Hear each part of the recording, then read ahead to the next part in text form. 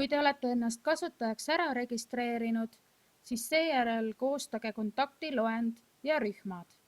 Selleks valige menüüst Inimesed ja uusmenüüst Uus kontakt. Täitke väljad ja vajutage Salvesta.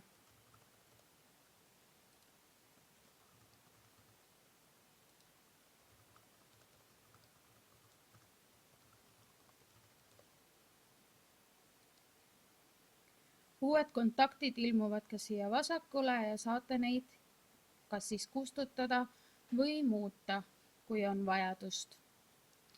Kontakte saab lisada ka rühmadesse.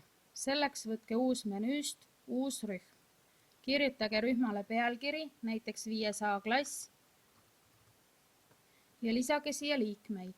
Liikmete lisamiseks piisab, kui vajutate eesnime esimest tähte ja saate lisada väga lihtsalt rühma uusi liikmeid.